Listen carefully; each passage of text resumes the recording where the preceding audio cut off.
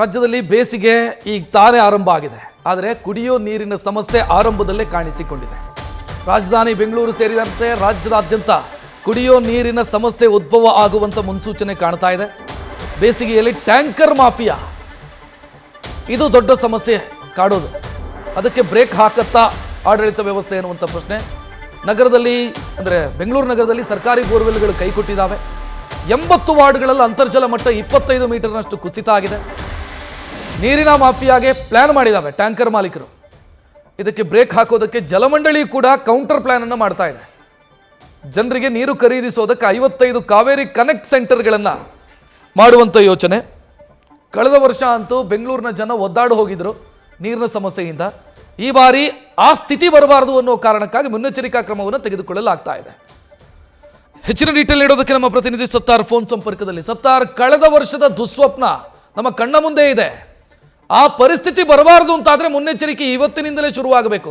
ಏನಾಗ್ತಾ ಇದೆ, ಏನು ಮಾಡ್ತಾ ಇದೆ BWSSB? ರಕ್ಷತ್, ಈ ಬಾರಿ ಈಗಾಗಲೇ IISc ವಿಜ್ಞಾನಿಗಳು ಒಂದು ಸಮೀಕ್ಷೆ ಮಾಡಿದಂತಹ ಸಂದರ್ಭದಲ್ಲಿ ಒಟ್ಟು 80 ವಾರ್ಡ್ಗಳಲ್ಲಿ ಅಂತರ್ಜಲ ಮಟ್ಟ ಕುಸಿತ ಆಗಿದ್ರೆ ಗೊತ್ತಾಗುತ್ತೆ.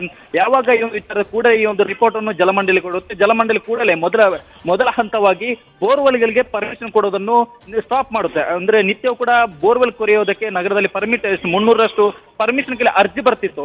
ಅದಕ್ಕೆ ಮೊದಲಿಗೆ ಬ್ರೇಕ್ ಹಾಕುತ್ತೆ. ಅಂದ್ರೆ ಇನ್ ಮುಂದೆ ಪರ್ಮಿಷನ್ ಇಲ್ಲದೆ ಯಾವುದೇ ರೀತಿ ಬೋರ್ವೆಲ್ ಕೊರೆಯೋಂಗಿಲ್ಲ ಅನ್ನೋ ಯಾವಾಗ ಸುತ್ತೋಲೆ ಹೊರಡಿಸಿತ್ತು.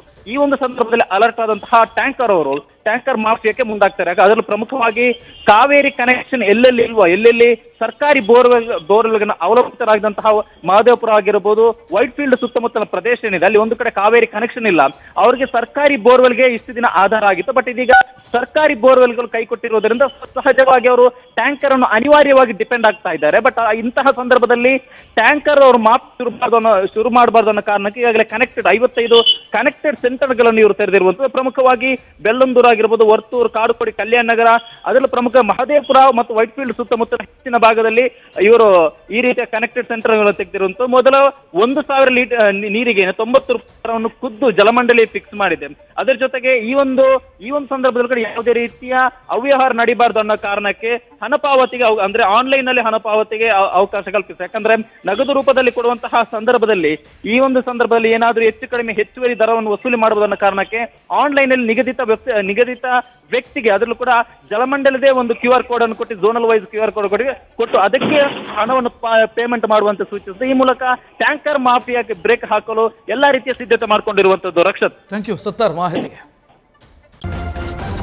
ನ್ಯೂಸ್ ಫಸ್ಟ್, ನಿರ್ಭೀತಿಯಿಂದ ನಿಮ್ಮ ಪರವಾಗಿ.